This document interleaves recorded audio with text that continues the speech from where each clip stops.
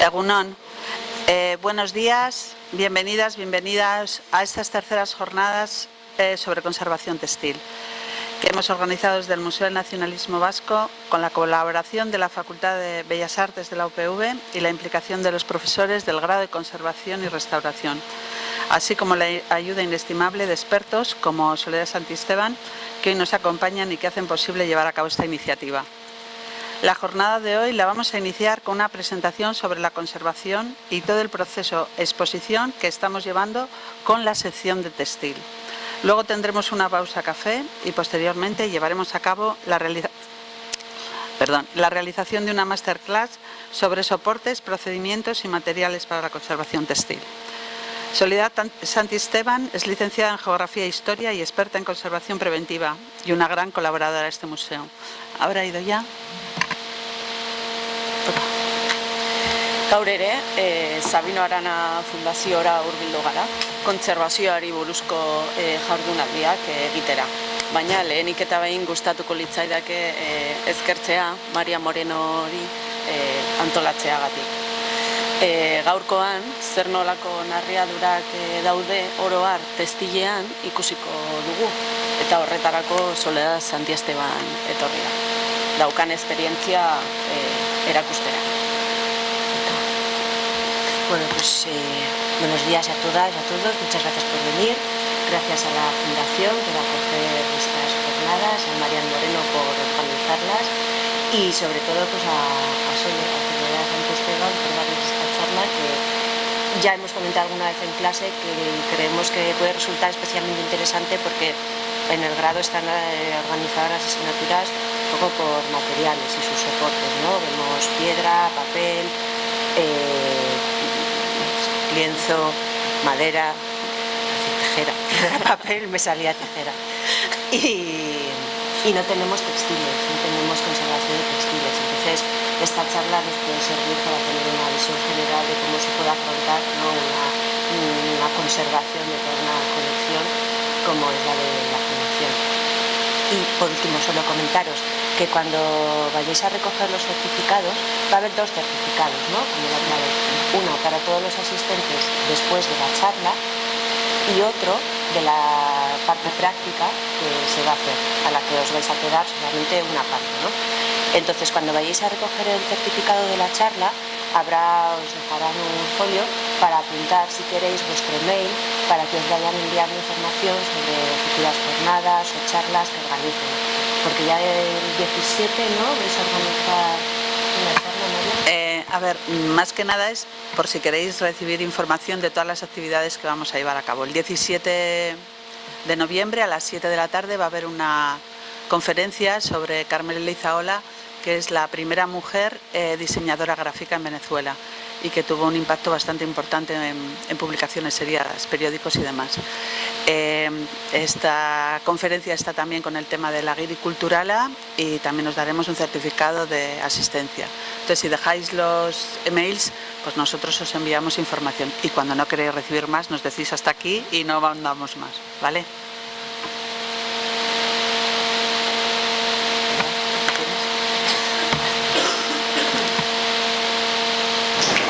Bueno, yo es que me voy a poner de pie porque me manejo mejor moviendo las manos y moviéndome yo.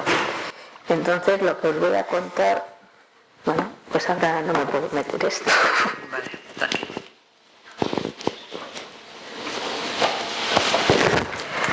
¿Así bien? Sí. Os voy a hablar sobre el tema de los textiles.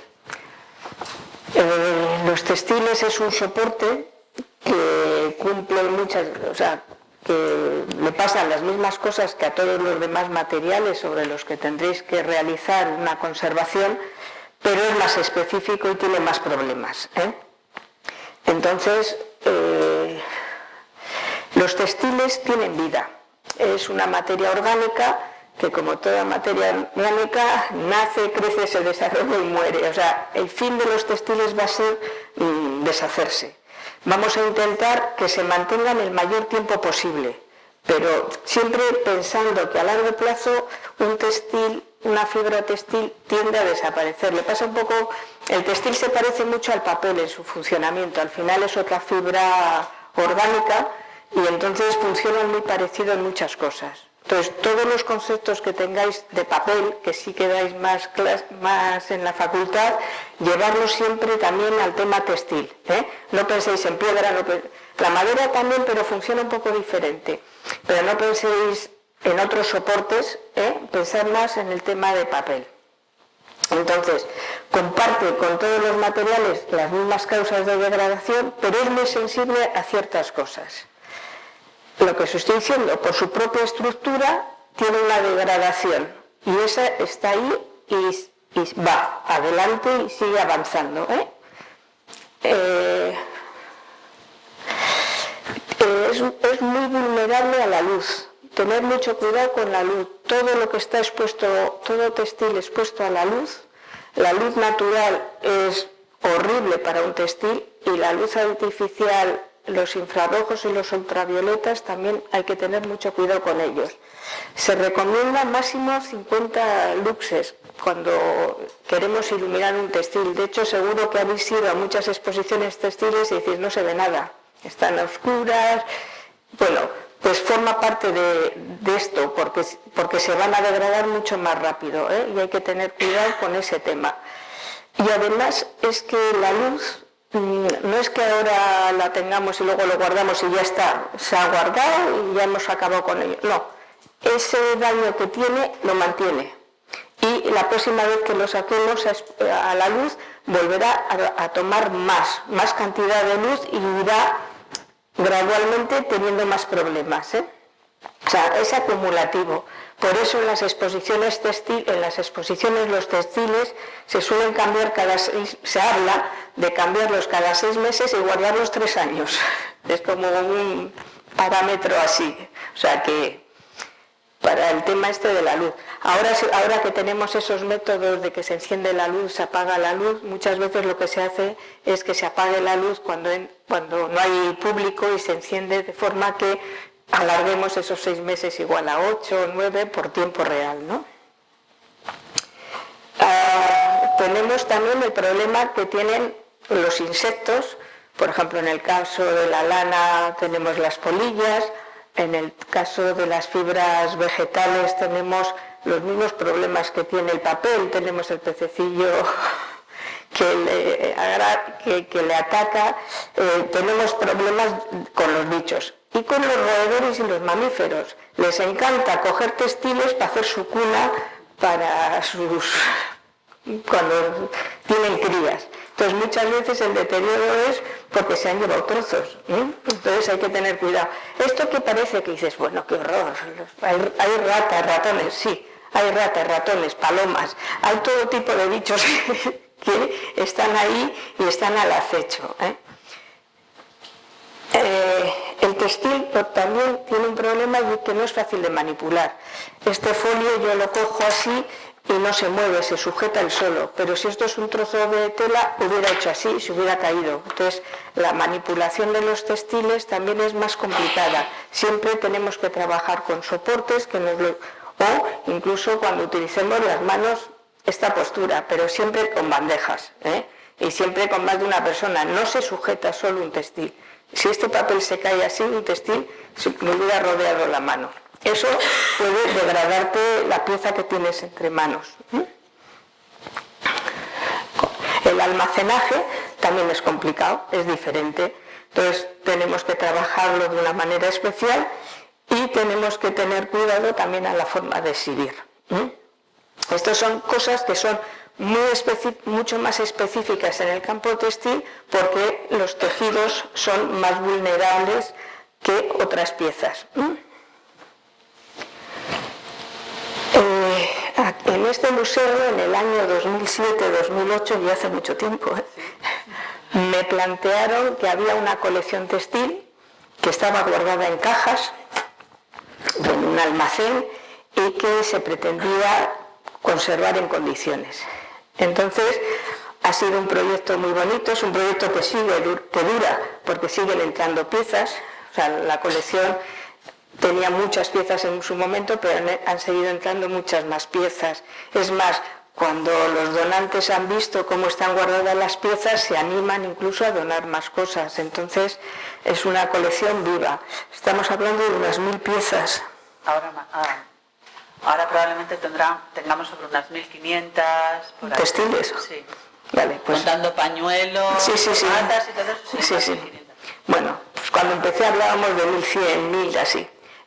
Entonces, ¿qué me encuentro yo cuando llego? El museo no está aquí, en aquel momento está en Artea, en el pueblo de Artea, y está en un almacén.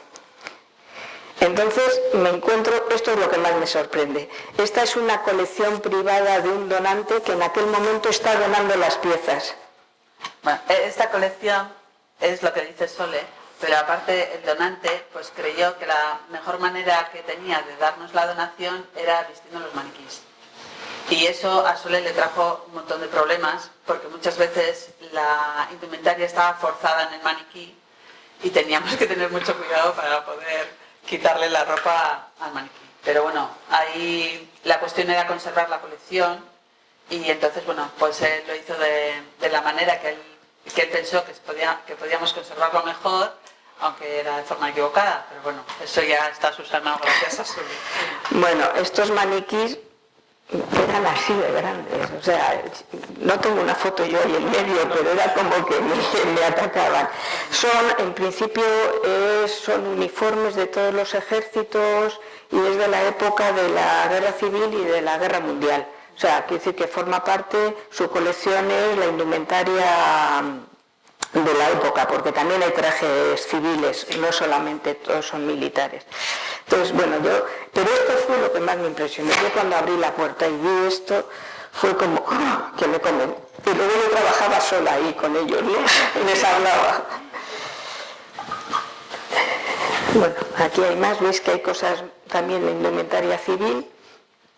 Y luego estaban estas cajas donde estaban todas las banderas, banderines, pañuelos, todo el textil que tenía la fundación en aquel momento recogido, bien guardado en cajas, bien guardado, quiere decir, guardado, en cajas, en sobres, con su nombre de donante, o sea, estaba como archivado, pero estaba guardado así, ¿no? Entonces yo lo primero que hago es, bueno, tengo un sitio para mí muy amplio y tengo un suelo bastante limpio, entonces pongo unas telas y empiezo a sacar para ver qué tengo, porque claro, en cada sobre aparecía la cosa más dispar, podría aparecer un pañuelito así o una icurriña de 2 por 1,5. Vale, es que cuando empezamos a hacer la catalogación de todo el material de la fundación del museo, nos encontramos con un montón de piezas textiles. Entonces, como no éramos expertos en el textil, lo que se nos ocurrió fue lo que ha hecho Sole, meterlos en sobres libres de ácido, y hacer un inventario muy somero, ¿vale? Quién era el que nos había dado, en qué fecha y qué era lo que contenía eso. Y luego eso lo metimos en cajas, hasta que llegó Sole y entonces empezamos a hacer la catalogación de ese fondo. Pero como no éramos muy expertos en esa materia, pues pensamos que lo mejor era no tocarlo hasta que alguien más especializado en la materia nos pudiera decir cómo lo podíamos solventar. Tengo que decir que este es un trabajo con el que te encuentras pocas veces en la vida. Coger una colección de cero y ir decidiendo tú qué pasos hay que dar, cómo hay que guardarla, cómo hay que hacer. Está claro que tiene sus limitaciones, tanto el espacio como las propias piezas, pero esto de carta blanca, y tuve carta blanca en casi todo, incluido el tema económico, que dice que yo pedía y casi siempre se me daba. Casi he dicho casi, ¿eh? Entonces, bueno, pues veis como voy sacando, cada vez hay más banderas grandes. Esto era por una parte cosas que yo iba sacando y por otra parte ellas me iban proporcionando, como veis aquí, estas son piezas, bueno, las grandes también venían así, vienen con un número de inventario, es el número de inventario que se les ha dado ya en el ordenador, en su ficha. Y ese número de inventario es y la ficha abierta. la ficha abierta en la que constaba, la ficha abierta son estos papelitos que veis por ahí, en la que consta quién es el donante o qué historia tiene esa pieza, porque hay piezas que tienen mucha historia detrás, es un pañuelo, no es un pañuelo que se guardó de esta forma, se hizo para tal cosa, se escondió. Pensar que ha habido unas épocas que estas piezas han sido, entre comillas, vamos a decir, problemáticas, ¿no? Problemáticas de guardar. Entonces toda esa mucha historia de esas ya estaba recogida en las fichas.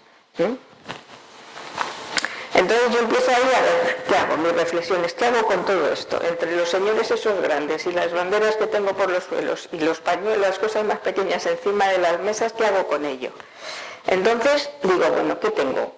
Pues tengo el tipo de textiles que tengo según su volumen, pues hay planos y hay tridimensionales. Según su tamaño, pues tengo grandes, medianos y pequeños. Cuando digo pequeños, tengo cositas de 2x2 y tengo banderas de 3x6. O sea, no es... Y según la tipología, pues hay banderas y estandartes, hay de tema hogar, hay sábanas, mantelerías, toallas. Hay pañuelos, cuando digo pañuelos, hay pañuelos que son de bolsillo, pero hay pañuelos conmemorativos. Hay indumentaria, como bien habéis visto, y hay objetos. Entonces, bueno, ¿qué hago con todo esto? Pues empiezo a pensar qué hago con esta colección. Entonces, os he contado que lo primero es, lo que decido como experta en conservación preventiva es que hay que hacer un trabajo muy sistemático y muy completo para que estas piezas, que las estamos manipulando muy a lo bestia en este momento, no se tengan que manipular más. Que en este momento ya queden, digamos, bastante cerradas. Luego tenemos que controlar que están bien guardadas, que se conservan bien, que no han tenido problemas, pero que no tengamos que actuar sobre ellas porque nos falte algún dato, ¿no? Entonces, lo primero que ya han hecho ellas en oficina es sacar la foto y abrir la fecha de catalogación en el ordenador, con su documentación histórica, la social, todo lo que tenga. Entonces, yo ahí lo primero que hago y todos tienen un número de registro. Entonces yo lo primero que hago es colocar el número de registro en la propia pieza, que lo hago con una etiqueta y la coso. Todas las piezas que tiene este museo del textil están con la etiqueta cosida. Y luego tengo que complementar los datos técnicos. Entonces digo, bueno, tengo que también hacer... ¿Qué voy a hacer? Punto primero, cosas a decidir. ¿Dónde coloco las etiquetas? Vale, pues en las banderas, bueno, eso también miro un poco cómo están en otros museos. En las banderas se pone en la parte de la vaina, en la parte de abajo, pero por detrás. Entonces todas las banderas van a ir en esto. En los pañuelos, pues es más difícil a veces el derecho, pero es un poco la misma línea. En la indumentaria, pues al principio antes las etiquetas se ponían aquí, en esta parte, donde van las etiquetas de la ropa. Pero luego se ha descubierto que esa etiqueta cuando quieres exponer te estorba. Entonces últimamente se van más a poner en las mangas. Pues mango a derecha y en la parte superior. Entonces yo soy de la vieja usanza, entonces me hago mis fichas, que veis ahí, y digo, bueno, pues voy a ponerlo de esta manera, sobre todo, incluso para que si alguien viene luego por detrás, sepa cómo lo he hecho hasta ahora, si decide cambiarlo, tendrá que cambiar todo, o si decide continuar, ¿no? Y luego también otra cosa que hago es establecer cómo describir cada tipología, cómo se describe una bandera. Esa fue la primera. Que yo, la verdad es que incluso metía banderas cómo describir y me salía una palabra que para mí era vesiología. Y yo decía, ostras, esto no quiero. Hasta que descubrí que la vesiología es la ciencia que estudia las banderas. Sí, pero es que con esa me peleé mucho en el ordenador. Entonces, ahí vi también cómo se va describiendo en los distintos sitios. Entonces, mi forma de describir una bandera es, tiene dos telas, tiene una tela. Tiene derecho, o sea, se ve por dos caras o se ve por una cara. Y luego, bueno, así. Entonces siempre es bandera de doble cara o bandera de una cara, reversible o no reversible. O sea, hay como... ya era un aburrimiento, ¿verdad? Cuando teníamos... porque eran todo... Y luego, ¿cómo describes? Pues Floricurriña, ¿no? Que dices, bueno, pues tiene...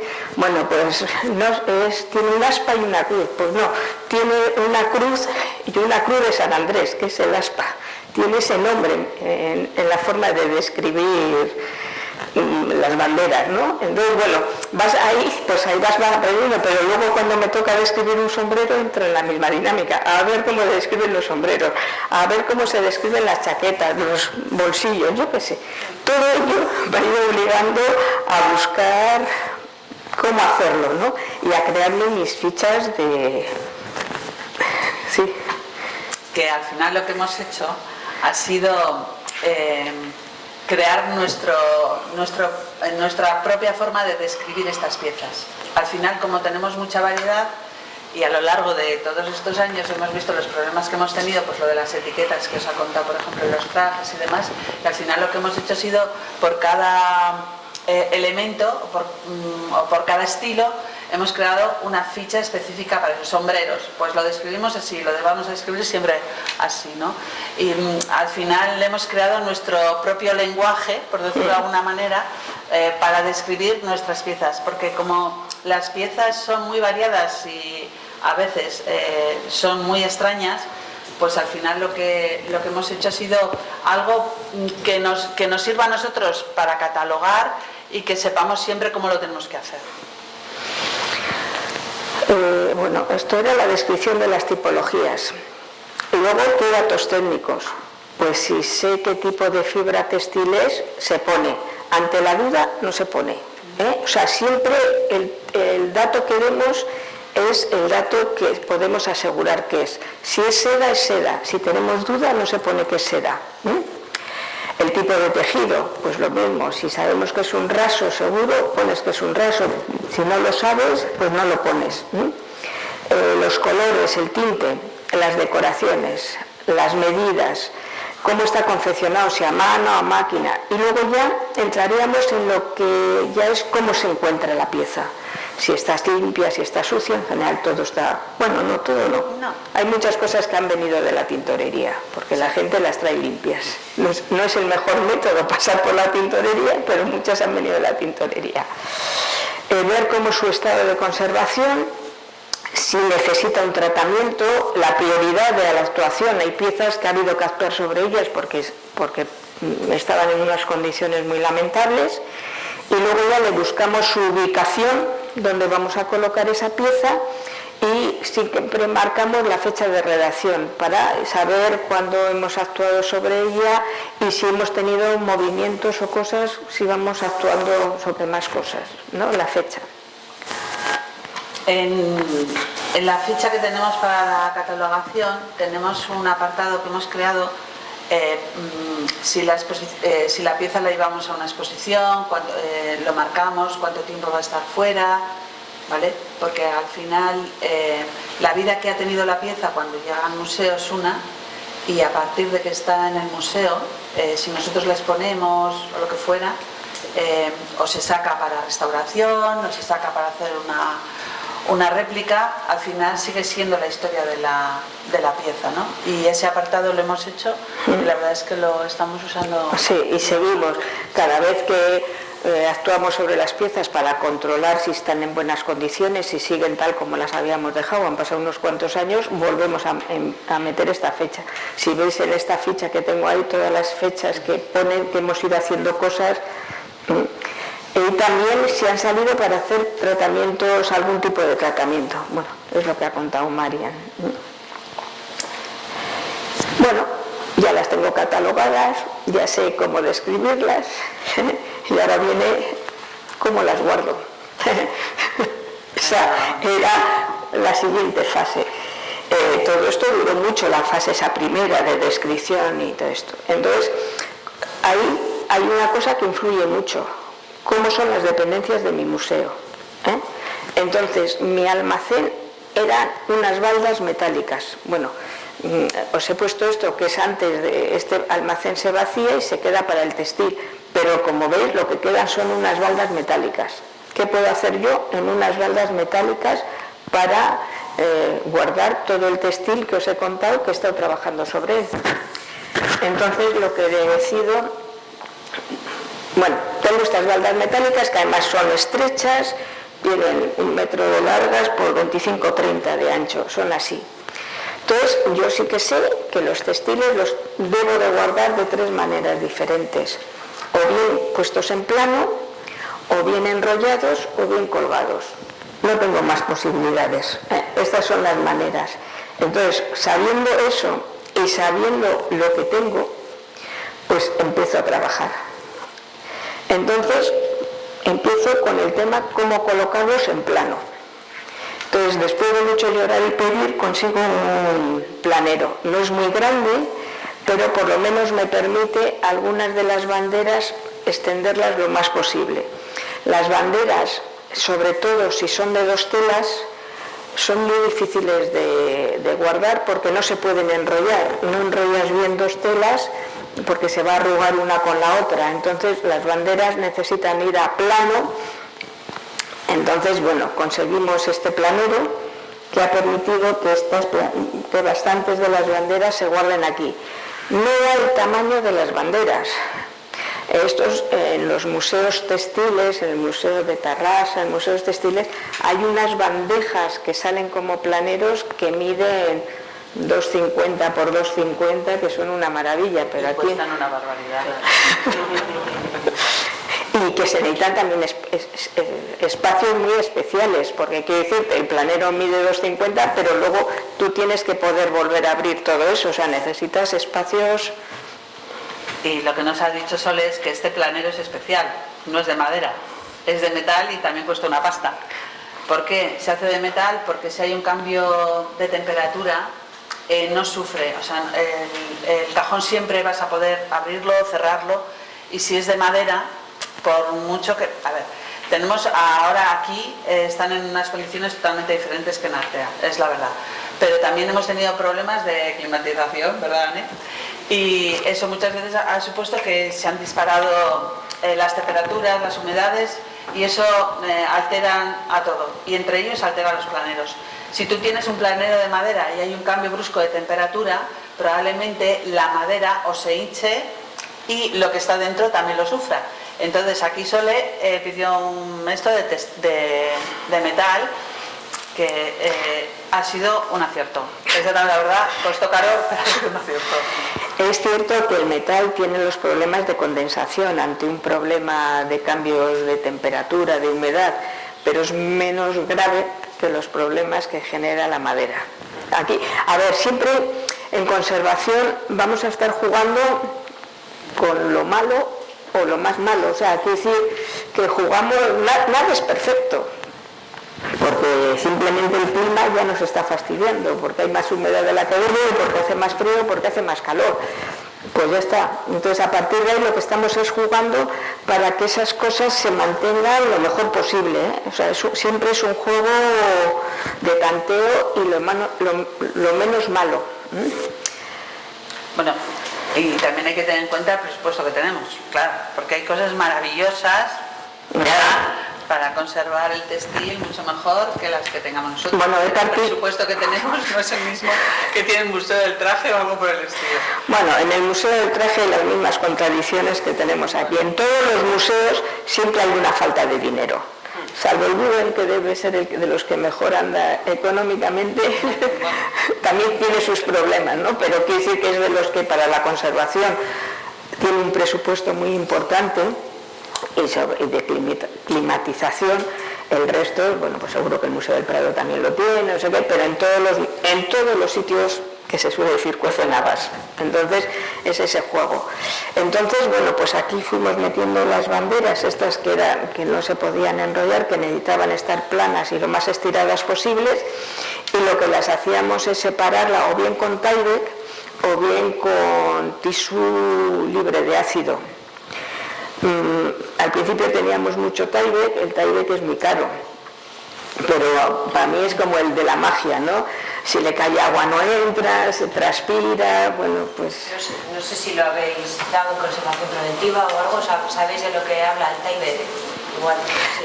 Los que os quedáis luego a la clase vais a tener Taibet para poder ver. Igual el otro día también, ¿no? El otro día también sacamos Taibet porque al final el Sí. Taibet, como es muy versátil, pues nos sirve no solo para el textil, nos sirve también para guardar otro tipo de materiales. Entonces, bueno, nosotros lo usamos mucho en la medida que podemos, pero es muy versátil y nos da mucho juego. Había veces que la bandera no cabe. Ya veis, aquí ha habido que doblarla, entonces cuando hay que hacer dobleces no se puede doblar directamente, siempre hay que meter, en general, aquí hemos usado un muletón. En este caso, yo creo que el muletón no estaba directo porque el muletón se puede enganchar. Es cierto que estas icurriñas no tienen elementos que enganchen, o sea, quiere decir que son suaves, vamos a decir, no tiene, pero hay que tener cuidado. Pero yo creo que dentro tendrá o Tyvek o papel o tisú, para que el muletón no esté en contacto. Se usa muletón, el que venden en productos de conservación, en productos de esto, que son el más libre de ácidos, el más estable. Todos, al final, un muletón de estos tiene sus, ¿cómo se dice?, sus aprestos o sus pegamentos, entonces se buscan los que tengan menos, y de hecho sí que está trabajado el tema para que nos pueda funcionar, ¿eh? Pero bueno, digamos que aquí jugamos con tres cosas especialmente: el Tyvek, el muletón y el ventulón, que el ventulón es, si os habéis roto algo, es lo que os ponen de algodón antes de poneros la escayola, es una fibra es un punto de algodón que tiene además, es una cinta hueca, vamos a decir, entonces te la ponen en el dedo pequeño, en la muñeca, en el brazo, en el tórax, entonces hay de todos los tamaños, entonces te sirve mucho jugamos mucho con ella para forrar cosas, y terminar de cerrar. No sería en este caso porque el ventulón más ancho es tamaño de un tórax, con lo cual es así, pero para muchas cosas, pero digamos que son como los tres materiales que yo he ido utilizando para todo. Las piezas pequeñas, también guardadas en plano, lo que se han hecho, conseguimos unas cajas de conservación y estos están metidas, entre comillas, en plásticos, pero son de estos fundas que se utilizan para fotografía, o sea, son fundas especiales que la fotografía estaría casi peor que el tema textil para conservar. Entonces buscamos fundas de estas de fotos donde podíamos meterlas, entonces las tenemos en plano y a la hora de ubicarlas, si miráis, tienen en la parte de abajo esas de colores, significa en qué plano está cada una, para si tienes que ir a buscarla, sabes que es la 15 o sabes que es las 12, porque es muy importante en la ubicación marcar muy bien dónde están las cosas para poderlas buscar rápidamente sin estar manipulándolo mucho todo. Entonces teníamos estas bolsas, y para cosas más pequeñas estas que también son las de diapositivas y fotos. Entonces son unos cuadernos que también nos sirven para poder guardar. En plano también hemos guardado este tipo de objetos, que en este caso son bolsos, y también los hemos guardado, como veis, en cajas. Hemos puesto muletón y he hecho el hueco para que luego no se mueva la pieza dentro, y va encajada. Tanto en estas, si veis, todas llevan fuera, además que veis que tiene una etiqueta cosida, como siempre. Mira, es que creo que esta no marcaba. Bueno, veis que tiene la etiqueta cosida, todas las piezas, por pequeñas que sean, y luego fuera tiene su número de registro también y su foto, tanto para saber qué pieza está ahí, para cuando se saca y se lleva a algún sitio, saber que el sitio de esa pieza es ese y no se va a utilizar con otra cosa, ¿eh? O sea, toda pieza tiene su lugar y su espacio guardado. Y materiales que hemos hecho en alguna ocasión para piezas muy especiales son soportes. Es un soporte que tiene un alma rígido. No me acuerdo de traer mi trabajito. Ya. Es que tengo hecho mi trapito que hice de esos de esos que hacíamos con 6-7 años, y lo tengo puesto en un soporte para enseñaros, y que además se sujeta ahí y es muy manejable para llevarlo. Lo llevas muy bien en horizontal, lo llevas para acá y para allá, no tocas la pieza para nada. Dicho sea de paso, el textil, hablando de no tocar las piezas, es como el papel y muy susceptible a tocarlo con las manos. Las manos siempre tenemos algo de grasilla, o sea, la piel tiene, allí donde ponemos la huella va a quedar. Por favor, siempre que tengáis un textil entre manos, coged los guantes. Para todo, ya lo sé que os lo habrán dicho muchas veces, pero en el textil es lo mismo que en el papel, la huella se queda marcada y a veces esa huella, pues luego te arrepientes mucho. Eso y otra cosa que también lo habréis trabajado, siempre se trabaja con un lápiz en la mano, un boli encima de una mesa y una pieza textil encima de una mesa, como se toquen, podemos tener un disgusto muy grave, ¿eh? Entonces, cuidado con esas dos cosas. Yo tengo una bata que luego me voy a poner y en esa bata siempre hay un lápiz ahí puesto y unos guantes para sacarlos en todo momento. Tened mucho cuidado con eso, porque parece una tontería, porque no te das cuenta, pero de repente limpias algo y de repente dices, ¿y esto? ¿Y esto? Y es la huella de tus dedos. O sea que... Y en alguna ocasión hemos enmarcado. También esto luego se ha colgado, pero bueno, podría ser... Esta es la forma que os he dicho de hacer esas bases para tenerlo en plano. Es un alma, en este caso... Bueno, puede ser un cartón neutro, un cartón no, en este caso es que no me acuerdo ahora cómo se llama, es ese que tiene como huecos. Sí, como si fuera un panel, que pesa poco, pero es rígido, pero también se puede utilizar cartón pluma libre de ácido, después un muletón y después se cierra todo con una tela de algodón. En este caso, esto es curioso porque esto fue una exigencia de un donante que quería que su pañuelo quedara enmarcado. Entonces lo enmarcamos 2 veces. La primera vez es la foto que está a la izquierda, dejando ese marco y poniendo el marco como más neutro de madera y dejando el espacio, y a la donante no le gustó y tuvimos que volverlo a enmarcar porque quería enmarcarlo de la otra manera. A veces los donantes ponen condiciones y la institución, depende la relación con el donante y con la pieza, pues entra en sus condiciones o no. Cuando una pieza entra en el museo, sí. Nosotros no hacemos compra de material, ¿vale? Nosotros todo lo que tenemos, aparte de original, son donaciones. Y gracias a todas las donaciones que recibimos, pues hoy podemos tener una exposición como la que tenemos, ¿no? Es verdad que hay veces que el donante te pide algo que él cree que su pieza debe estar expuesta de esa manera. Han sido pocas las veces, pero las veces que ha habido, que ha sido más de una, pues siempre hemos hablado con los profesionales si lo que el donante pide es posible, si es bueno para la pieza o no.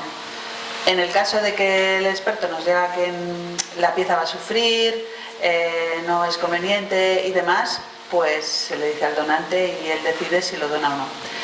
En este caso accedimos a hacerlo así con una condición, que era que pusiéramos una cámara de aire, ¿te acuerdas? No hubo ningún problema y la verdad es que lleva bastante tiempo enmarcado y no ha sufrido para nada. Y está colgado, ¿eh? Hay una forma de mantenerlo colgado, que es poniendo luego unos tacos para que no se lo cuento. Y hace cosa de un año así nos dimos cuenta que una de las puntadas se estaba abriendo un poco. Entonces lo que hicimos fue descolgarlo y tenerlo en horizontal durante, bueno, creo que todavía está, hasta que esa puntada desaparezca y vuelva a su ser, ¿vale? A ver, os cuento. Esto se hace el soporte y luego la sujeción de la pieza al soporte va cosida. Entonces hay una... Y luego este en concreto va colgado. Entonces, ¿cómo colgamos los cuadros?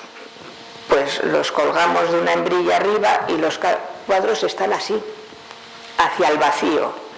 Claro, si nosotros colgamos esto que está cosido así hacia el vacío, al final se va a tener que sujetar en esas puntadas. Estas puntadas se dan en unas líneas separadas, o sea, no está cosido entero, está por trozos para que se pueda mover.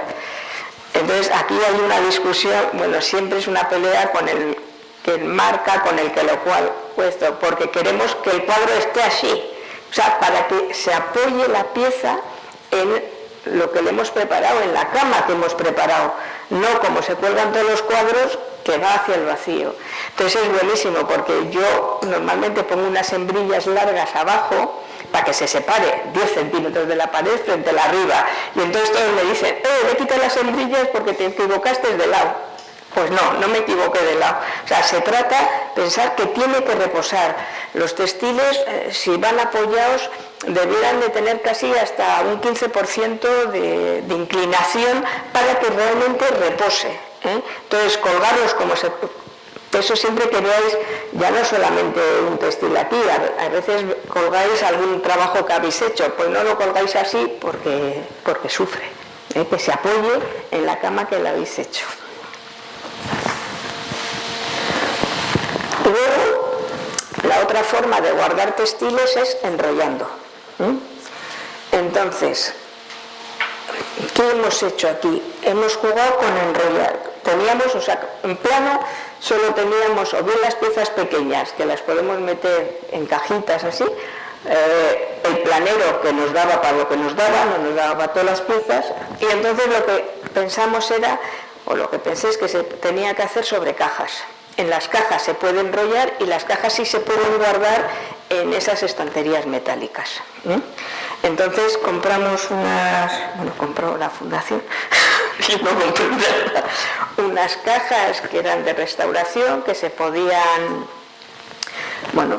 que servían bien para guardar. Compramos algunas muy grandes, muy difíciles de manipular y de manejar. Nos han servido para algunas piezas, pero han sido complicadas de manejar, y otras más fáciles de manejar.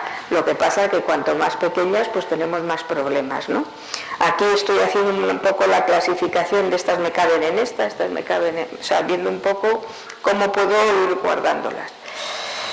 Y el trabajo para enrollar, en la masterclass vais a hacer cómo preparar un soporte para enrollar. Entonces lo que vamos a coger aquí, en esto tampoco hemos invertido dinero, hemos cogido cartones del mercado y lo que hemos intentado es aislarlos lo máximo posible, dentro de un orden, todo en un juego. El gran aislante cuando queremos aislar una cosa es el Marbersil, pero eso es carísimo. Entonces, lo que utilizamos es el poliéster, que es el papel el de aluminio, que al final es un poliéster. Entonces, forramos ese cartón y luego lo que le hacemos es ponerle el ventulón. El ventulón es eso que está ahí, que veis que hay de todo tipo de medidas. Pues depende del tubo, cómo lo hayas hecho, porque hay veces, teníamos unos tubos estándar, pero a veces la pieza es más difícil de enrollar y necesitamos un tubo más ancho para que el enrolle sea más fácil. A la hora de enrollar, siempre todas las caras, todo lo que tenga rugoso o el volumen, siempre hacia el exterior, siempre hacia el interior, lo que es plano. Entonces, esta es la forma de enrollar, y entonces, aquí hemos ido, después de enrollarlo, le poníamos taide y lo cerrábamos con una cinta, con mucho cuidado. La cinta sirve para que no se nos desenrolle el Tyvek, no para apretar bien y que quede marcado. Eso es que algunos cuando me quitan el tallo y me lo vuelven a poner, aprietan bien. Y no mira a nadie, compañero. Simplemente no es para que sujete, porque claro, si tú aprietas, eso va a quedar marcado, y va a quedar marcada la pieza. Como todo, a cada pieza le hemos puesto su foto y su número de registro para saber desde fuera qué piezas tenemos ahí. Y este TEX 17 significa que todas las cajas también tienen un número, que es el TEX. Las cajas no han variado, lo que sí han variado luego es las ubicaciones de las cajas cuando nos hemos ido moviendo. Esto se preparó en Artea, tuvieron una ubicación en Artea, vinieron aquí en Bilbao, tuvieron otra ubicación y luego pasaron al almacén visitable, fue la tercera ubicación. Ahora que se ha hecho una exposición, la que está en Sabinechea, una exposición semipermanente, han vuelto al almacén anterior y tienen otra ubicación. Todas esas ubicaciones, los TEX se mantienen, pero los módulos donde están colocados son los que van cambiando. Y eso hay que reflejarlo en el ordenador para que cuando se quiere buscar una pieza sepamos dónde la tenemos. Es cierto que podemos ir buscando los TEX, mirando en todas a ver en cuál está, pero si hemos hecho el cambio en el ordenador va todo mucho más rápido, porque los TEX no se han cambiado. Entonces, ¿querías decir algo? No. Yo los he metido... A ver, quiero decir que cuando damos la caja, el número de caja esa queda siempre. Lo que cambia es el módulo y la balda en la que está. Entonces, cada vez que hacemos eso, hay que abrir una caja, y aquí hay dos personas que están haciendo prácticas que lo saben bien y lo están padeciendo todos los días. Tienes que abrir la caja y empezar a ver que en esa caja está lo que verdaderamente está lo que has dicho que está en la caja, o sea, las imágenes que están. Y tienes que entrar en cada una de las fichas de esas piezas y cambiar el módulo y la balda. Es que eso hemos aprovechado estos traslados para abrir las cajas, comprobar que todo es correcto como está puesto y que todo está correcto. Hay veces que abres y te encuentras con una pieza que se ha desenrollado, no sé qué. Bueno, todo eso, o sea, ese control se ha hecho. Entonces hemos aprovechado cada vez que hay... Siempre el trabajo es más que el tiempo que tienes. Entonces cuando hemos hecho un trabajo hemos aprovechado, ya que vamos a tener que abrir la ficha, vamos a ver si están bien todas las ubicaciones, si en esta caja hay lo que hemos dicho que hay. Bueno, entonces no ha habido muchos problemas, la verdad. No, y también hay que tener en cuenta que nosotros, gracias a Dios, movemos muchas piezas, no solo por exposiciones nuestras, sino también de otras instituciones. Entonces muchas veces la prisa, la cierras mal o sin querer la colocas en otro sitio. Y bueno, todo esto, aunque trae mucho trabajo, pues nos facilita el que podamos hacer un seguimiento más continuado de algunas piezas. Marian ha contado que hemos pasado más o menos de 1000 a 1500, pero no solo el textil, todas las piezas. Y antes Marian controlaba dónde estaba todo, pero ya últimamente empieza a no controlar. Entonces, cada vez lo tenemos más claro que en el ordenador tiene que ser la base donde tengamos todo muy, muy bien definido. Otra cosa que hice es, bueno, dices tú la enrollas y la pones en una caja y siempre se queda como ahí apoyada, como con una arista, ¿no? Vamos a decir. Entonces había piezas que yo consideraba que no debían de estar apoyadas. Entonces lo que hice es como unos puentecitos para que se quedaran un poco en el aire. Ahora hay que hacer otra cosa, girarla, porque también al final ha ido descansando de un lado. Entonces cuando hemos abierto las cajas también hemos aprovechado las que tenían puentes, no todas, porque todo esto es como cuando nos va dando tiempo, vamos avanzando. Si de repente hay una donación importante, pues nos quedamos parados o tiramos por un lado, bueno, entonces en ese momento también hemos ido girando estas piezas en el puente. Tienen foto por delante y por detrás, o sea que aunque le demos la vuelta y tiene el número, tienen todo. Bueno, aquí veis más. Y así es como estaban en el almacén revisable. ¿Veis? Luego la caja por fuera vuelve a tener todos los números de todas las piezas que hay dentro, y en lo que hemos ido pudiendo las fotos de las piezas para que también sean evidentes a veces. Al ser un almacén visitable como era en su momento, era importante que estuvieran esas fotos, porque eso a la gente que venía a visitar el almacén, la reserva, le gustaba saber qué había en cada una, porque si solo pones números se queda un poco más triste. Ahora tenemos una exposición y le estamos dando menos importancia a esa foto externa. Siempre tienen los números, o sea, quiero decirte que si metes más piezas en una caja, porque las cajas no se completan, a veces siguen avanzando y siguen teniendo más piezas, ¿no?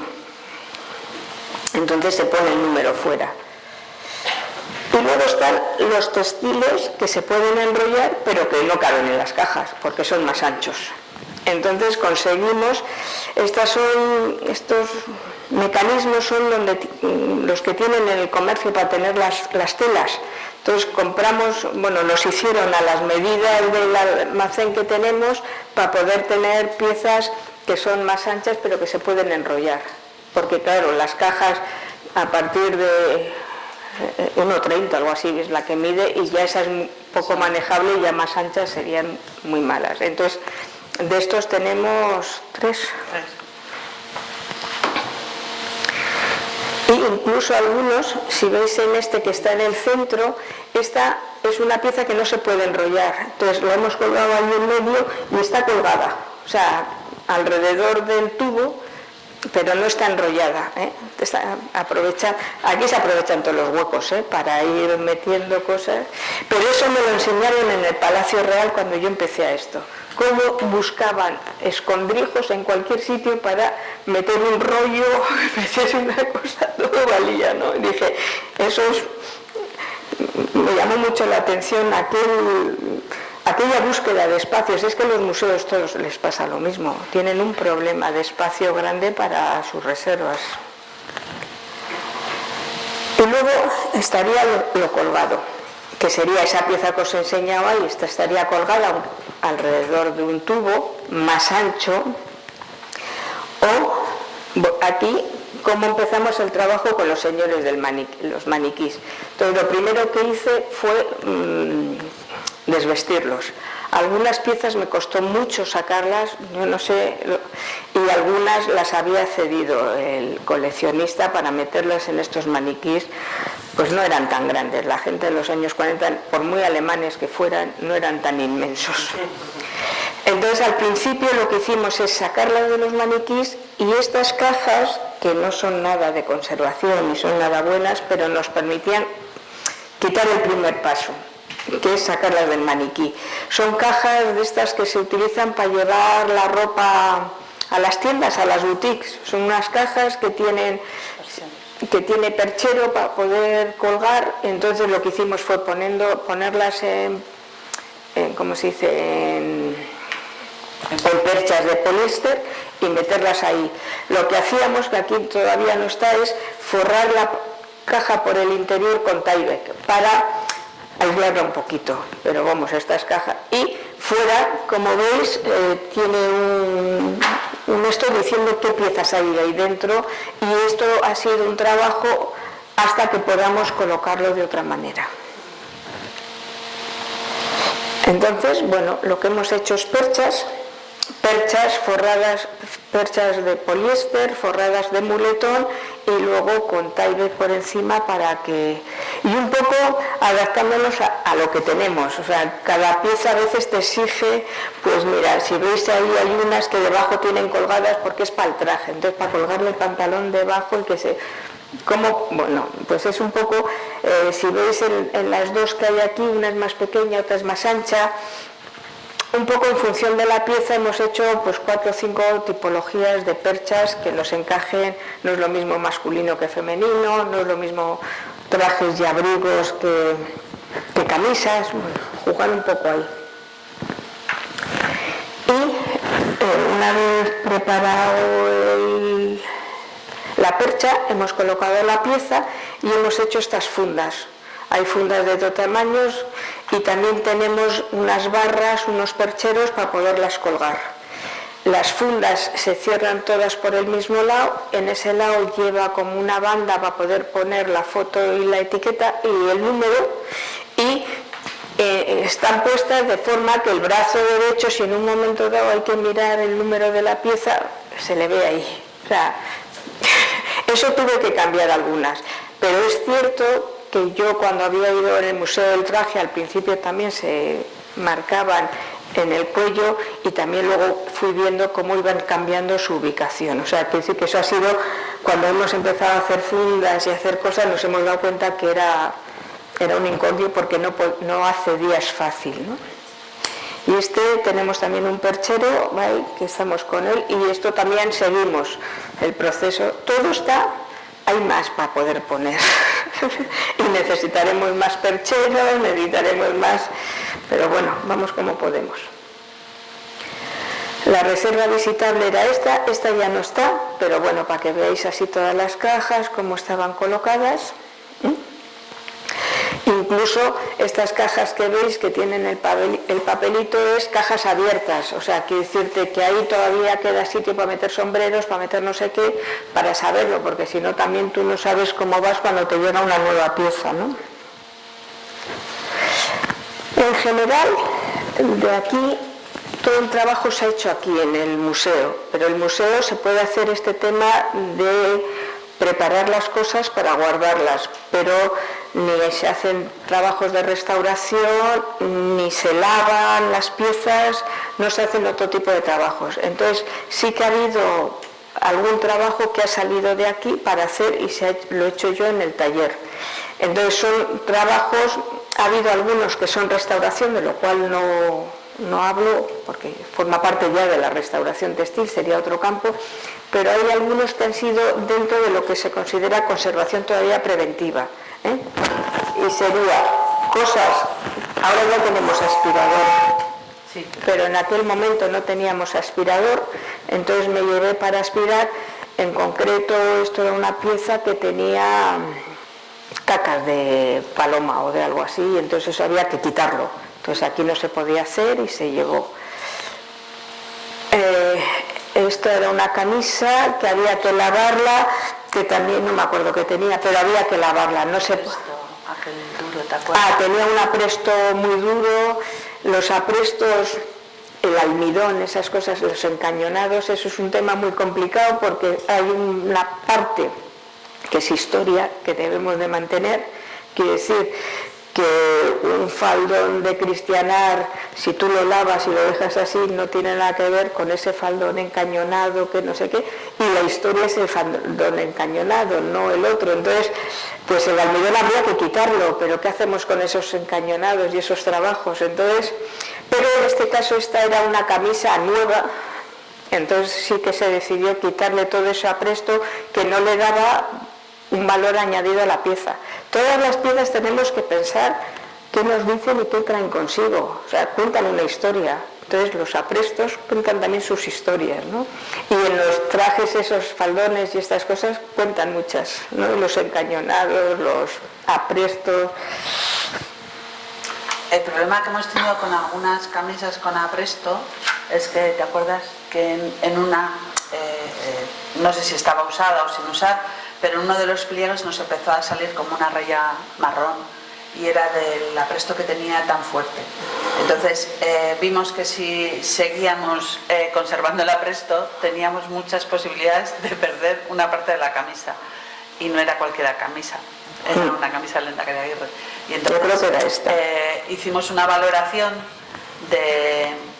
dejándola estirada de una manera durante unos meses a ver si aquello pues iba para atrás, pero no, aquello iba cada vez peor.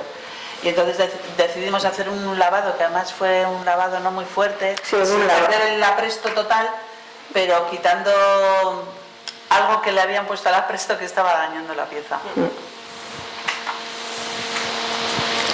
Esta es otra manta que también tenía... Esta es la de la guerra. Sí, yo creo que tenía... Esta por un lado tenía polilla, pero esto no era, esto eran excrementos. Entonces también la lavamos. Esta es una bandera, y esta era una bandera que era insufrible estar a su lado. Cómo olía a tabaco. O sea, era ¡buah, buah, buah! Cuando la ve esta bandera, mirar ese polvillo que sale ahí, eso es tabaco, eso es nicotina. Mi taller olió a un tabaco horroroso durante tiempo al lavar esta bandera, pero estaba claro, mirar qué agua salió. Este es el agua que sale así, o sea, estaba claro que esa nicotina no les estaba haciendo ninguna cosa buena. Hay banderas, no todas se han lavado, alguna huele un poquito, pero no hemos actuado sobre. Pero es que esta no podíamos tenerla, de la que llegaba aquí a nuestro despacho, era como que agarrábamos un colocón de nicotina, ¿no? Además las marcas hacían cada vez más grandes, ¿de acuerdo? Sí, además iban saliendo las manchas amarillas y se iban ampliando, no solamente era El olor. el olor. No, pero el olor ese nos machacaba, Y en este caso yo creo que fue un lavado y en este un alisado. Las arrugas no son buenas, pero la plancha es peor. Entonces no se plancha nada. Aquí se alisa, que es lo mismo quitar la arruga, pero se alisa.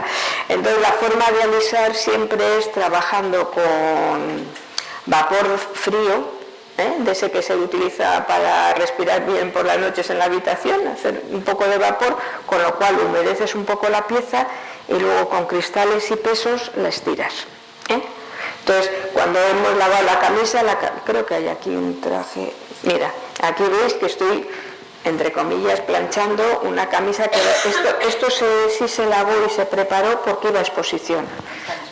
Está en exposición, entonces se decidió ponerlo en condiciones, pero ya veis cómo es el método de plancha. La verdad es que es más lento que planchar, al final es mejor planchar, pero bueno. Pero es alisar, siempre estamos jugando con el resto, y estas son de las pocas piezas, ha salido alguna más, pero bueno, con estos conceptos. Y este es el trabajo que hemos hecho, que he hecho yo aquí en la fundación, donde Marian me ha apoyado en todo, y cuando le he mandado que pida cosas, me decía, pero ¿estás segura que eso es mucho dinero? Y yo, inténtalo, venga, vamos a por ello. Pero bueno, creo que hemos hecho un trabajo bastante aceptable. Todo tiene sus cosas negativas que no las voy a contar porque soy la que mejor me las sé. Y que me han dicho ellas que os cuente, yo tengo un taller textil en Bilbao y hago trabajos de restauración y admito a gente que quiera hacer prácticas, no tengo ningún problema, lo dejo ahí, no es ninguna obligación, pero saber que está ahí. Y ahora mismo hay una chica, ¿no? Hay una chica que ha venido esta semana justo a hablar para venir y eso, estamos pendientes de cuadrar un calendario, pero vamos, en principio yo la única condición que pongo es que lo que digáis que vais a venir, vengáis. Si me decís 10 horas, y si me decís 100, 100, pero si decís 50 no vengáis 30, es lo único que me pone nerviosa. O sea, aquí sí que no tengo problema, que vengáis mucho tiempo o poco tiempo, pues bueno, veréis, estaremos trabajando sobre lo que hay en ese momento en el taller y trabajaréis conmigo, me gusta. Y ya está. Muy bien. Bueno, si queréis alguna pregunta, si queréis algo... Voy a preguntarte sobre el jabón que se utiliza para la limpieza. Neutro, pero ¿cuál? Ay, perdón. ¿Qué tipo de jabón utilizáis para limpiar la piel? Normalmente yo utilizo un detergente neutro, Sí. que es el Tipol. Tipol. Sí, se vende, bueno, es muy parecido así químicamente hablando, al Bolite o al Norit, solo que no tiene ni los suavizantes esos que para que no se te estropeen la mano, ni las cosas que dan buen olor, pero es un detergente neutro. Y lo que es un tensioactivo. Se supone que son productos que lo que hacen es, habéis visto que había mucha espuma. Entonces lo que se trabaja es con la espuma más que con el agua, porque en esa espuma el jabón lo que hace es intentar sacar la suciedad que tiene el tejido. Es como absorber la suciedad y sacarla. Entonces luego el agua lo que te sirve es para aclarar y echarla fuera, pero el tensioactivo lo que te hace es esa extracción. ¿Con qué material hacéis las fundas para los que colgáis? En principio las estamos haciendo con Tyvek. No es barato, pero pensamos que es mejor. En los museos están haciendo muchas con algodón. Aquí hacemos, a ver, aquí no tenemos mucho presupuesto, aunque la verdad es que el tema de la conservación preventiva se lleva mucha parte del presupuesto del museo, muchísima. Pero siempre desde la Fundación hemos pensado que lo más importante es la conservación, porque todo el material que ha venido la gente lo ha conservado como buenamente ha podido, con tabaco, con esas cosas, ¿no? Y han conseguido conservarlo hasta ahora. Entonces nuestra obligación es que se conserve muchos años más en las mejores condiciones posibles. El presupuesto del museo no es muy grande, pero más de la mitad del presupuesto se lo lleva... Solo no. La conservación preventiva en general, ¿vale? Entonces, ante una funda de algodón y una funda de Tyvek, probablemente la funda de Tyvek nos cueste el doble que una de algodón, pero ¿qué problema? Evitamos que la tengamos que cambiar al año siguiente. Entonces, el Tyvek nos da una duración mucho más larga. Es verdad que es más caro, pero si valoramos, hemos pensado que lo poco que podamos hacerlo, lo vamos a hacer bien. Lo vamos a hacer en Tyvek porque la pieza respira, se conserva mucho mejor y el algodón siempre nos va a traer más problemas. Entonces, ante eso, pues preferimos comprar menos piezas, todos los años algo, pero sabiendo que las piezas que ya tienen el Tyvek pues están mejor conservadas. A ver, el Tyvek tiene varias cosas. El Tyvek respira. En teoría expulsa el agua, no deja entrar el agua dentro. En un caso de que hubiera una inundación, algo, no deja que el agua... Y el polvo también lo repele. Una funda de algodón, cada 2 o 3 años tendríamos que lavarlas, moverlas, lavarlas, porque se empolvan. Y entonces una vez que se genere la capa de polvo sobre la pieza, sobre la propia funda, necesitaría limpiarla para que vuelva otra vez a respirar. El polvo no va a dejar respirar. Entonces, sí es cierto que inicialmente es más barato, si no hay más haces fundas de algodón, pero igual a largo plazo o muy largo plazo funcionan mejor las de Tyvek. Eso es una cuestión, todo es cuestión de presupuesto y dónde se puede y qué se tiene. Porque si de repente al museo le dan 200 metros de algodón estupendo, hacemos fundas de algodón y ya las pasaremos a Tyvek. No, pero es que este es un recuerdo de un museo en concreto. Estoy contando que una empresa textil cierra y le dieron no sé cuántos metros. Pues si no te cuesta nada más que luego la confección, pues la confección es en uno y en otro. Luego ya se irán cambiando, ya se irán poniendo. O sea que eso también va a influir mucho, ¿no? A ver, nosotros intentamos ajustar los dineros, ¿vale? Entonces, lo que os ha dicho Sole, por ejemplo, de un tubo de cartón, es verdad que si vas a los centros de conservación, a tiendas especializadas, hay unos tubos magníficos que no los tienes que hacer todo el proceso que nosotros hacemos. Pero podemos comprar un tubo de esos, pero igual con el precio de ese tubo nos podemos comprar 2 fundas de Tyvek. Preferimos comprarnos 2 fundas de Tyvek, hacer un tubo que nos lleva más tiempo a Sole, pero bueno, compensamos una cosa con otra. Siempre, porque al final el tubo que hemos cogido normal de un cartón, con todo lo que le vamos poniendo, al final conseguimos que no tenga ácido con la pieza. Es verdad que es un proceso más largo, pero para nosotros es más barato. Conseguimos lo mismo, pero con ese dinero que hemos rascado de aquí, podemos comprar unas fundas mejores para la sección de indumentaria. Entonces, bueno, la cuestión es que todos los materiales estén en las mejores condiciones posibles. Y ahí también trabajamos un poco, pues bueno, pues con el hacer de todos estos especialistas, que con cosas que puedes tener en casa, añadiendo materiales de conservación, al final puedas conseguir un tubo que cumpla las mismas características que el de una tienda de conservación, pero que sea la cuarta parte más barato.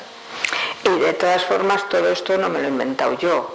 Quiero decir, mi propia formación ha sido a través de estar en estancias en museos, en trabajos, y ves qué es lo que están haciendo, porque todo el mundo juega con los mismos problemas económicos, o incluso más, porque si tienen muchísimas piezas y muy esto, andan con unos problemas. Entonces, cómo van solventando los problemas también te sirve a ti para decir, bueno, ellos han solventado con este material, con no sé qué, pues bueno, esto parece que funciona y llevan más años y llevan más tiempo.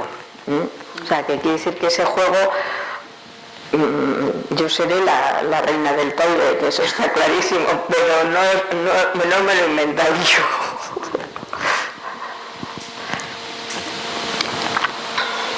¿Alguna cosa más? Yo quería también otra pregunta. Sí, sí. A ver, Yo supongo que casi toda la colección que habrá aquí será de fibra de origen natural. Si hay alguna pieza que sea de origen sintético y si qué particularidades tiene la conservación de materiales sintéticos con respecto a la otra. Aquí hay mucha fibra sintética, o sea, no todo es fibra natural.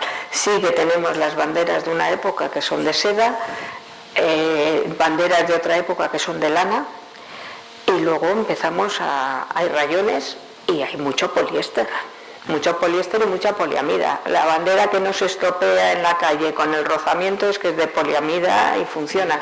Y aquí llega, quiere decir que te llega la bandera de la Itamari, o sea, quiere decir, la Icurriña, o sea, te llegan de todo. No se puede decir que sea la fibra natural el elemento que más hay. Hay algodón, hay lana, pero hay mucha fibra sintética. ¿Tiene una problemática diferente? Que se aborda de otra manera la conservación. La abordamos igual, en principio la abordamos igual. Sí que es cierto que, por ejemplo, pero en eso no tenemos casi, en indumentaria es más problemática todas las fibras sintéticas porque el proceso de degradación... A ver, la fibra sintética tiene un proceso de degradación mucho más rápido. Yo me ha tocado en una visita ir a abrir un armario y nos iban a enseñar, era en Londres, en el Victorian and Albert, una gabardina de Mary Quant y no estaba la percha, no estaba la gabardina y estaba en el suelo todo como polvillo. Pasan todos los años mirando, o sea, hay un proceso, hay una persona que termina por uno y empieza por otro, no sé cada cuánto es, si 1 año, 2 años, pero hay alguien dedicado solo a eso. Las fibras, las nuevas fibras, es un terror que puede pasar con ellas, o sea, nada. Donde esté una seda del 16 y un tinte del 16 que se nos quite cualquier poliéster de ahora. Eso, y los tintes todavía más. O sea, el tema de las fibras, las fibras naturales, lo que sí tenemos es, sobre todo en la indumentaria, sí que es algodón y lana, especialmente. Pero en banderas, pañuelos y todo esto, y luego las estampaciones son como son, y bueno, hay de todo. Pero no es la fibra natural la más... En este museo, bueno, y con la historia de este museo, quiero decir que estamos hablando de los últimos 150 años, ya han aparecido los nuevos materiales, las nuevas fibras y los nuevos tintes, con lo cual ya entramos en los procesos de degradación. Sí, lo de esta casi le da un pasmo a estas mujeres. Pero ya empieza a haber muchos trabajos de qué hacer con todas estas nuevas fibras. Pero es como las botas cuando vas al monte, que un día te pones las botas del monte y te quedas sin suelas, de repente en medio del monte. ¿Por qué? Porque eso se degrada. Yo he tenido, eso me ha tocado en el Museo del Atleti, los guantes de Iríbar, los guantes de Arconadas, ¿era? No. ¿Cómo se llama el siguiente? Zubizarreta, y los de Zubizarreta están destrozados y los de Iríbar, que eran de cabritilla, están muy bien. Pero los otros, la materia se está yendo, se está degradando. Son de esos que eran como acolchados ya con pasta de algún poliéster o de algún... Pero los de cabritilla están estupendos. O sea que... ¿Alguna cosita más? Sí, sí. Esa va a ser más difícil, ¿eh? No. Es que me ha gustado mucho lo que dices cuando cada objeto cuenta una historia, ¿no? Y hay que respetar esa historia. Y muchas veces, igual al hacer limpiezas, ¿no? Podemos llevarnos esa historia, que no siempre un tratamiento de restauración comienza con una limpieza, ¿no? Que es igual lo que se puede tener en la cabeza. Y dices, también algunos objetos que se han donado han pasado por la tintorería. Sí. Y igual a veces ha sido una pena, ¿no? Porque se ha llevado, no solo porque el tratamiento puede ser bastante más agresivo, una limpieza que haga en una tintorería, de la que puedas hacer tú, sino porque se han llevado parte de la historia de ese traje, objeto, lo que sea. Sí. Y si alguna vez dices, mira, pues esta mancha la voy a conservar, no voy a hacer una limpieza. Bueno, ahí tenemos una anécdota en este museo. Tenemos una camisa donada con una mancha de sangre, que el donante además ha dicho que no hay que quitar la mancha de sangre. Y ahí está. Mientras la mancha de sangre no empieza a deteriorar el tejido, la mantendremos, la vamos observando. Porque las manchas, el problema que tienen las manchas es que degradan las fibras. Entonces muchas veces quitar las manchas es porque la degradación va a hacer que desaparezca más rápido el tejido. Mientras esa mancha no veamos que nos degrada el tejido y que al final en lugar de una mancha vamos a tener un agujero, pues la vamos a mantener. Pero esa ha sido una petición de un donante.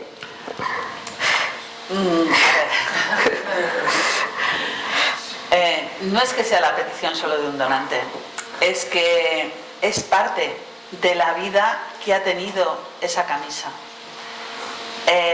Lo mejor sería quitarla para todo, para conservación, para exposición, pero aparte de valorar cuál es la mejor conservación, también tenemos que valorar qué parte de la historia queremos conservar. Si queremos conservar toda la historia de esa pieza, o por un tema de conservación perdemos una. Hemos decidido conservar la historia sin detrimento de la conservación preventiva.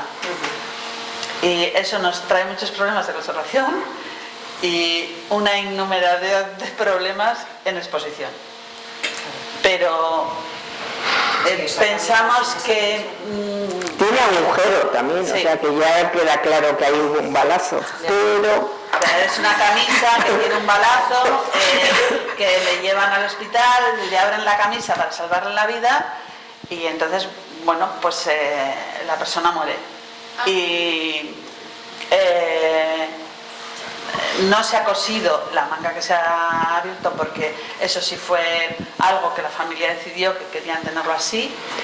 Y yo particularmente pienso que es muy importante la historia del material que te dan, porque nosotros, tú puedes ver y dices, vale, es una camisa normal. No, es una camisa que utilizó el Lehendakari Aguirre, es una camisa que cuenta una historia y tiene una historia determinada en ese momento que ha sido utilizada.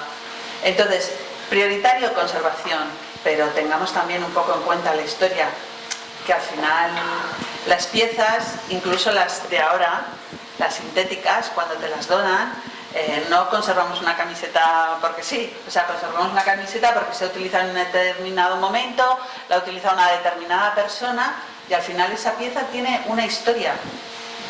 Y creo que es importante también conservar un poco la historia de las piezas, siempre y cuando no vayamos en contra de la conservación, ¿eh? Es que hay que pensar que es un museo, es un lugar donde se guardan piezas, pero una pieza por sí sola, salvo que tenga una tipología muy especial y muy específica, no tiene valor.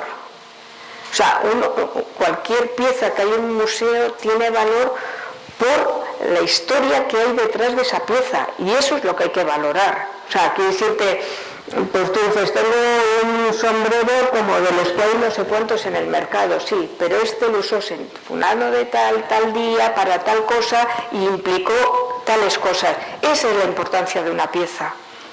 Entonces, bueno, pues sí, hay piezas, sobre todo en indumentaria, unos vestidos maravillosos, pero ese vestido maravilloso es mucho más maravilloso si fue el vestido de boda de doña Juana no sé qué, que luchó en octubre de 1880 y además luego tenemos el que usó un año después, que engordó un poco y luego ya dio a luz y luego ya tuvo 15 hijos y tenemos toda una saga. Pues eso tiene mucho más valor que esos mismos vestidos sin una historia por detrás, porque en eso nos está contando toda una historia de cómo la evolución del cuerpo femenino y cómo cambia. Por ejemplo, he puesto ese ejemplo, ¿no? Pero siempre, entonces cuando decía los trajes de cristianar, ¿cómo se llama? Con los aprestos y todo esto, es que hay que pensar qué parafernalia tenía todo eso. Entonces, y si encima es de tal familia, o cómo una familia humilde gasta el dinero en hacer esa pieza tan especial, es muy diferente y nos están contando cosas de la vida cotidiana o no cotidiana, y ese es el valor que tienen las piezas en un museo. Porque al final, si no, si solo por tipología, pues tendríamos 4. Es que tenéis que tener en cuenta también que nuestro museo es un museo un poco atípico, ¿vale? Porque cada pieza que podéis ver en una exposición tiene una historia. Entonces, estamos de acuerdo en que una persona te da un vestido, luego engorda, pero en este caso es diferente. Quiero decir que cada vestido que nosotros tenemos o cada uniforme que nosotros tenemos lleva una historia detrás, ¿vale? Lo ha utilizado alguien en un momento determinado y con este traje ha ocurrido esto. Por eso para nosotros es muy importante la conservación, pero es muy importante la historia, porque nosotros no compramos piezas, nosotros todo lo que recibimos son donaciones, y ese traje te cuenta la historia que ha vivido esa persona y todo lo que su familia ha pasado para que tú hoy la puedas conservar y las puedas exponer. Y yo creo que el guardar parte de la historia es también parte de nuestro patrimonio. Al final, que está muy bien la conservación y que es prioritario, porque si no hay conservación se pierde la pieza. Pero también tenemos que valorar un poco la historia, yo creo, ¿eh? Igual en nuestro caso porque somos un poco atípicos, ya lo digo.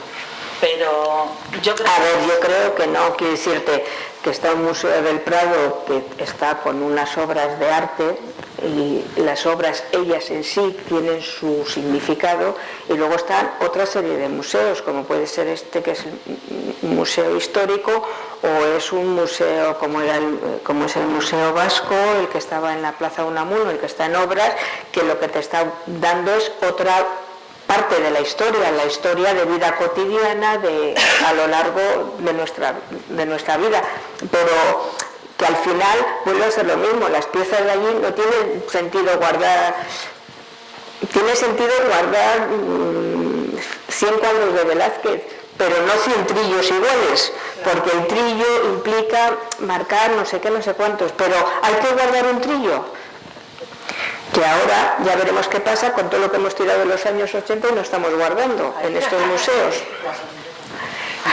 O sea, que quiere decir que ahí igual nos estamos olvidando que eso dentro, bueno, ya hay muchos chavales que no conocen aparatos que hemos usado y que no los hemos guardado en los museos, ¿eh?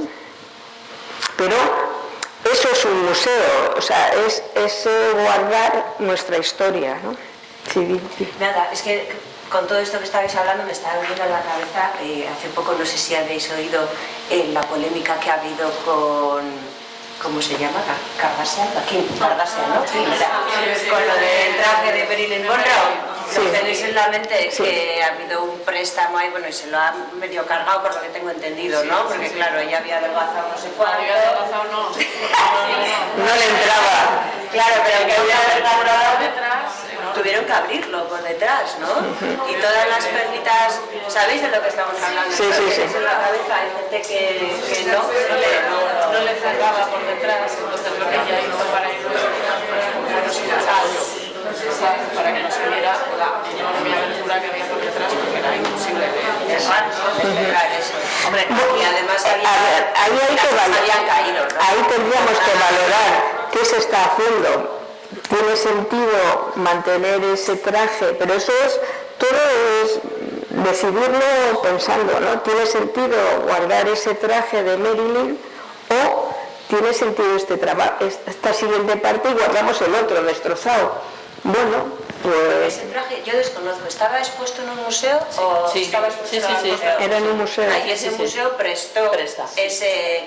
A ver. Eso os quería preguntar a vosotras. Sí. Si recibís peticiones de Sí. préstamos, Sí. Pero no ¿cómo para uso. gestionáis todo Sí. eso? A ver, igual ha habido documentales que hacer o una película o algo, pues hay productoras que te dicen, bueno, tienes este traje y tal, me lo prestas.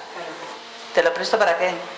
No, para que el actor... No, si quieres te lo prestamos para que hagas un facsímil, una reproducción, pero el traje, o sea, no te puedes venir tú aquí, me pongo el traje y me lo llevo. Ya. ¿Vale? Entonces, sí, peticiones sí ha habido. Eso es. Préstamos no hemos hecho. Sí hemos dejado alguna pieza para que se haga una reproducción, por ejemplo, una chaqueta de un Gudari que era como una cazadora de aviador. Y se ha prestado para que se haga una pieza similar. Pero la idea no era hacer una pieza similar, sino que déjame la chamarra para ponerse... Eso no lo hacemos. Y además hay que tener en cuenta una cosa, nos parece que los cuerpos son siempre iguales, y es mentira. La moda nos modifica los cuerpos. Ahora tenemos la cintura aquí, luego la tenemos aquí, luego la tenemos aquí, luego no sé qué, luego tenemos el pecho así, luego tenemos el pecho por la espalda, luego no tenemos pecho. No ríais. A ver, estos trajes que te digo, y he trabajado sobre ellos, que son de 1880, esos son mujeres que tienen de 20 años, se están casando, tienen esta cintura. Vale. La Kardashian. No, pero ¿qué pasa? Quiero decirte, no hay maniquís para esos trajes. Tenemos que hacer los maniquís a medida del traje. No ponemos el traje en un maniquí, porque ahora no tenemos esas cinturas, porque no usamos corsés, porque no nos apretamos, pero esas señoras que tenían esta cintura tenían mucho más pecho que yo. O sea, a mí de aquí arriba me daba, pero desde luego aquí no. O sea, que quiere decirte que eso que parece que el cuerpo siempre es el mismo, no, el cuerpo la moda nos lo sube, nos lo baja, nos lo coloca para aquí y para allá, y es la moda, Quiere decir que la que vivimos nosotros somos más jóvenes, igual habéis notado menos, pero lo de cintura para arriba, cintura para abajo, lo vamos... Lo que está claro es que si eres un museo y tienes que conservar, y te pueden ofrecer un montón de pasta, pero la cuestión en este caso no es el dinero o la aportación económica que te vayan a hacer porque tú vayas a prestar eso, sino que si tú de verdad eres un buen profesional y tienes las cosas claras, si eres un museo para todo, y el museo conserva, y ante la conservación pues está... Pero peticiones hemos tenido, Sí. No vengas mi Kardashian con... No, la Kardashian, no se ha hecho. Y era voluminoso el tema, Pero nos habría dado para un par de planeros.